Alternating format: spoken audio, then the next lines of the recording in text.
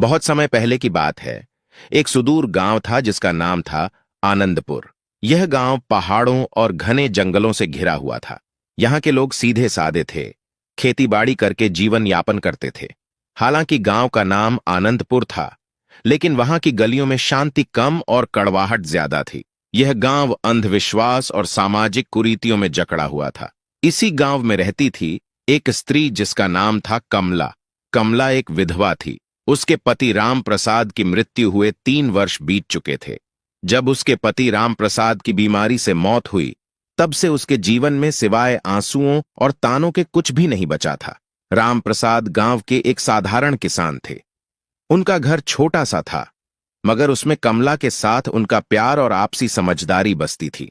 मगर जैसे ही राम प्रसाद की मृत्यु हुई, कमला का संसार अंधकार में डूब गया। गांव वाले उसे एक अशुभ स्त्री मानने लगे। गांव की औरतें उसके साथ उठने बैठने से कतरातीं। पुरुष उसे तानों और अपमान से नवाजते। बच्चों को कहा जाता कि कमला के घर के पास भी न जाए। हर सुबह जब कमला गांव के कुएं पर पानी भरने जाती तो औरतें आपस में फुसफुसातीं, देखो यह अभागन आ गई, जिसके पांव जहां पड़ जाते हैं वहां कुछ अशुभ ही होता है। कमला ने कई बार इन तानों को अनसुना करने की कोशिश की, मगर उनकी बातों के कांटे उसके दिल को चीरते रहे। रातें उसके लिए और भी कठिन होती जब पूरा गांव गहरी नींद में सो जाता। कमला आंगन में बैठकर आसमान की ओर देखती। चांद की चांदनी उसकी आंखों में आंसू भर देती। वह अक्सर अपने पति की तस्वीर के आगे दीप जलाकर रोती और भगवान से पूछती, आखिर मैंने कौन सा पाप किया है जो मेरा जीवन इस तरह नर्क बन गया। कई बार उसने गांव छोड़कर जाने की भी सोची, मगर कहां जाती। उसके माता पिता बहुत पहले ही चल बसे थे। भाई बहनों ने उसके विधवा होते ही मुंह फेर लिया। एक दिन जब कमला अपनी टूटी फूटी झोपड़ी के बाहर बैठी थी, तभी उसने देखा कि गांव के बाहर वाले रास्ते पर 3 साधु चले आ रहे हैं। वे सफेद दाढ़ी वाले, भगवा वस्त्र पहने हुए थे। उनके चेहरे पर तेज था, मगर आंखों में एक अजीब सा रहस्य झलक रहा था। गांव वालों ने उन साधुओं को देखते ही उनके चारों ओर घेरा बना लिया। सभी ने उनके पांव छुए और आशीर्वाद मांगा। गांव के मुखिया ने साधुओं से विनती की, महाराज, कृपया हमारे गांव में कुछ दिन रुकें, हमें आपका आशीर्वाद चाहिए। साधुओं ने गांव में रुकने के लिए हामी भर दी, लेकिन फिर उनकी नजर कमला पर पड़ी। उनमें से सबसे वृद्ध साधु ने कमला को देखते ही कहा, यह स्त्री दुख से घिरी है, मगर इसके भाग्य में कुछ अनोखा लिखा है। गांव वाले यह सुनकर चौंक गए। उन्हें विश्वास नहीं हो रहा था कि वही कमला जिसे वे अशुभ मानते थे, उसके भाग्य में कुछ खास हो सकता है। कमला खुद भी हैरान थी। उसके मन में सवाल उठे, आखिर यह साधु कौन है और मेरे भाग्य के बारे में ऐसा क्यों कह रहे हैं। तीनों साधु गांव के बीचों बीच स्थित एक पुराने मंदिर में ठहरे। यह मंदिर वर्षों से वीरान पड़ा था, मगर साधुओं के आते ही वहां रौनक लौट आई। गांव वाले उन्हें देखने के लिए रोज वहां पहुंचते और उनके प्रवचनों को सुनते। कमला भी मंदिर के बाहर खड़ी होकर साधुओं की बातें सुनती, लेकिन गांव के लोग उसे भीतर जाने नहीं देते थे। एक दिन जब सभी लोग प्रवचन सुन रहे थे, तब सबसे वृद्ध साधु ने कहा, हर व्यक्ति के जीवन में दुख आते हैं, लेकिन केवल वही व्यक्ति अपने भाग्य को बदल सकता है जो अपने भीतर छिपे रहस्य को पहचान ले। कमला को यह सुनकर अजीब लगा। वह सोचने लगी, क्या मैं अपने दुख को दूर कर सकती हूं? क्या मैं भी अपने भाग्य को बदल सकती हूं? तीनों साधु साधारण व्यक्ति नहीं थे। उनकी आंखों में गहरी समझ थी और उनके शब्दों में अपार शक्ति थी। पहले साधु का नाम ज्ञान मूर्ति था, जो आध्यात्मिक ज्ञान के झांता थे। उनका कहना था कि दुनिया में कोई भी दुख तब तक समाप्त नहीं हो सकता जब तक मनुष्य स्वयं को नहीं पहचान लेता। दूसरे साधु का नाम कर्मयोगी था, जो कर्म के सिद्धांत को मानते थे। उनका कहना था कि भाग्य से बड़ा केवल कर्म होता है। यदि किसी का जीवन अंधकारमय है तो उसे केवल अपने कर्मों से ही रोशनी में बदला जा सकता है। तीसरे साधु का नाम योगानंद था, जो साधना और ध्यान के मार्ग पर चलते थे। उनका कहना था कि आत्मा को शांत करके, मन को नियंत्रित करके कोई भी व्यक्ति अपने दुखों से मुक्ति पा सकता है। रात के समय जब गांव वाले अपने घर चले गए तो कमला मंदिर के पास आई। उसे विश्वास नहीं हो रहा था कि तीनों साधु सच में उससे मिलना चाहते हैं। जैसे ही वह मंदिर के अंदर पहुंची, तीनों साधु उसकी ओर देखने लगे। कुछ देर तक कोई कुछ नहीं बोला। फिर ज्ञान मूर्ति बोले, तुम हमें क्यों ढूंढ रही हो पुत्री? कमला कांपते हुए बोली, मुझे कुछ समझ नहीं आता। मैं बस यह जानना चाहती हूं कि मेरे जीवन में इतना दुख क्यों है। मैंने किसी का क्या बिगाड़ा है? तीनों साधु मुस्कुराए। कर्मयोगी ने कहा, दुनिया में कोई भी दुख बिना कारण नहीं आता। तुमने अपने पूर्व जन्मों में जो किया है उसका ही परिणाम तुम्हें इस जन्म में मिला है। लेकिन घबराओ मत, क्योंकि हर कर्म को नए कर्मों से बदला जा सकता है। कमला ने आंखें भरते हुए पूछा, क्या मैं अपना भाग्य बदल सकती हूं? योगानंद ने धीरे से उत्तर दिया, हां, लेकिन उसके लिए तुम्हें परीक्षा देनी होगी। क्या तुम तैयार हो? कमला ने बिना कुछ सोचे जवाब दिया, मैं तैयार हूं। तीनों साधु एक दूसरे की ओर देखने लगे। यह देखकर ऐसा लग रहा था जैसे वे किसी रहस्य को जानते हों। ज्ञान मूर्ति ने कहा, तो फिर कल सूरज उगने से पहले तुम वन के पास वाले बरगद के पेड़ के नीचे आओ। वहां से तुम्हारी यात्रा शुरू होगी। कमला को कुछ समझ नहीं आया, मगर उसने सिर हिलाकर हामी भर दी। अगले दिन गांव में यह खबर आग की तरह फैल गई कि तीनों साधुओं ने कमला को वन में बुलाया है। गांव के लोग आपस में चर्चा करने लगे, क्या यह साधु इसे कोई वरदान देने वाले हैं या फिर इसे श्राप मिलेगा? गांव की कुछ औरतें आपस में फुसफुसाने लगीं, कहीं यह साधु हमें धोखा तो नहीं दे रहे? लेकिन कमला को इन बातों से कोई फर्क नहीं पड़ा। उसे केवल इस बात की चिंता थी कि आखिर वन में उसके साथ क्या होने वाला है। उस रात कमला सो नहीं सकी। वह बार बार सोच रही थी, क्या सच में कोई मेरी मदद कर सकता है या यह भी सिर्फ एक और छलावा है? लेकिन अब वह ठान चुकी थी कि चाहे कुछ भी हो जाए, वह अगले दिन सूरज उगने से पहले वन के पास जाएगी। वे गहरी तपस्या में लीन थे। उनके चारों ओर एक अद्भुत शांति फैली हुई थी। कमला ने हाथ जोड़कर प्रणाम किया और कहा, मैं आ गई हूं महाराज, अब मुझे बताइए कि मेरी परीक्षा क्या है? ज्ञान मूर्ति ने आंखें खोली और बोले, यह संसार एक भ्रम है पुत्री। जो इसे समझ लेता है वही अपने भाग्य को बदल सकता है। लेकिन इससे पहले कि हम तुम्हें ज्ञान दें, तुम्हें अपनी परीक्षा देनी होगी। कर्मयोगी ने कहा, हम तुम्हें इस वन में छोड़ रहे हैं। तुम्हें रात भर अकेले यहीं रहना होगा। यह वन बहुत रहस्यमयी है। यहां जंगली जानवर भी हैं और अदृश्य शक्तियां भी। लेकिन अगर तुमने अपना डर छोड़ दिया तो तुम पहली परीक्षा पास कर जाओगी। कमला को यह सुनकर झटका लगा। रात भर अकेले वन में? वह डर गई थी, लेकिन उसने अपने भीतर हिम्मत जुटाई और कहा, मैं तैयार हूं। तीनों साधु मुस्कुराए और बोले, हम कल सुबह सूरज उगने के बाद यहां आएंगे। तब तक तुम्हें अकेले रहना होगा। इतना कहकर तीनों साधु वन के दूसरे छोर की ओर चले गए और कमला अकेली रह गई। शाम ढलते ही वन में अंधेरा छाने लगा। चारों ओर अजीब अजीब सी आवाजें आने लगीं। दूर किसी पेड़ पर उल्लू बोल रहा था। झाड़ियों में कुछ सरसराने की आवाजें आ रही थीं। कमला ने अपने दिल को संभाला और एक पेड़ के नीचे बैठ गई। लेकिन जैसे ही रात गहराने लगी, भय भी बढ़ने लगा। अचानक उसे लगा कि कोई परछाई उसकी ओर बढ़ रही है। उसका दिल जोर जोर से धड़कने लगा। क्या यह कोई जंगली जानवर है या कोई भूत? लेकिन तभी उसे साधुओं की बात याद आई। अगर तुमने अपना डर छोड़ दिया तो तुम पहली परीक्षा पास कर जाओगी। उसने अपनी आंखें बंद की, गहरी सांस ली और खुद से कहा, मुझे डरना नहीं चाहिए। मैं यहां अकेली नहीं हूं, मेरे साथ भगवान है। जैसे ही उसने यह सोचा, वह परछाई धीरे धीरे गायब हो गई। रात भर वह इसी तरह अपने डर से लड़ती रही। कभी कोई आवाज सुनाई देती, कभी अजीब सा कंपन महसूस होता, लेकिन उसने खुद को शांत रखा और हिम्मत नहीं हारी। जैसे ही सूरज की पहली किरण वन में पड़ी, कमला ने राहत की सांस ली। थोड़ी देर बाद तीनों साधु वहां पहुंचे और देखा कि कमला मुस्कुरा रही है। ज्ञान मूर्ति बोले, पुत्री, तुमने अपनी पहली परीक्षा पास कर ली। तुमने डर को जीत लिया। अब तुम्हारे जीवन में बड़ा बदलाव आने वाला है।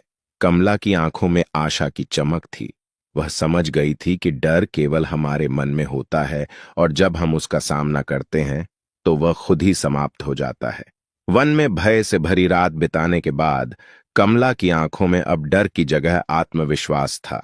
जब सूरज की पहली किरणें वन की शाखाओं से छनकर उसके चेहरे पर पड़ीं, तो उसने महसूस किया कि वह पहले से कहीं अधिक शांत और मजबूत हो चुकी थी।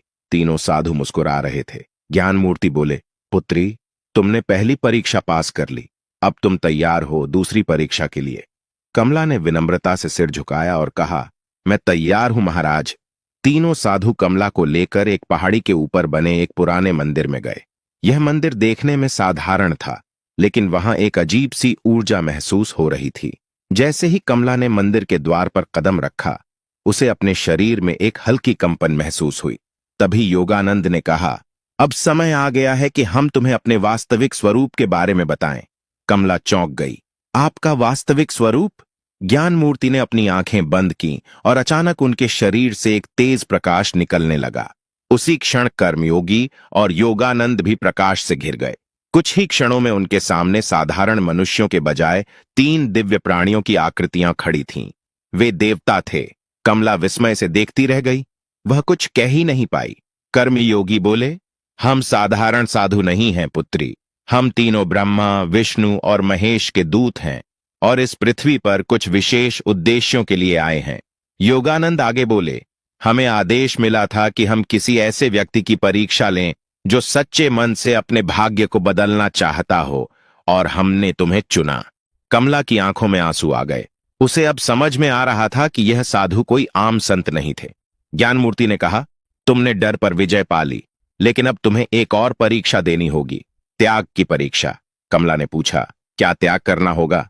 कर्मयोगी बोले, तुम्हें अपनी सबसे प्रिय वस्तु का त्याग करना होगा, वही वस्तु जिससे तुम्हारा सबसे अधिक लगाव हो। कमला सोच में पड़ गई। उसके पास वैसे भी कुछ नहीं था, मगर फिर उसे अपने पति की तस्वीर याद आई। राम प्रसाद की मृत्यु के बाद वही एक चीज थी जिससे वह खुद को जोड़कर रखती थी। जब भी वह दुखी होती, उस तस्वीर को देखती और अपने पति को याद करती। उसने धीरे से पूछा, क्या मुझे अपने पति की तस्वीर छोड़नी होगी? योगानंद बोले, अगर वही तुम्हारी सबसे प्रिय वस्तु है तो हां, लेकिन याद रखो, सच्चा त्याग तभी होता है जब वह स्वेच्छा से किया जाए।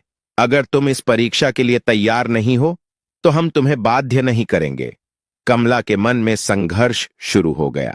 क्या वह अपने पति की अंतिम निशानी को छोड़ सकती है? उसने कुछ देर सोचा और फिर कहा, अगर मेरे जीवन को बदलने के लिए यह आवश्यक है तो मैं तैयार हूं।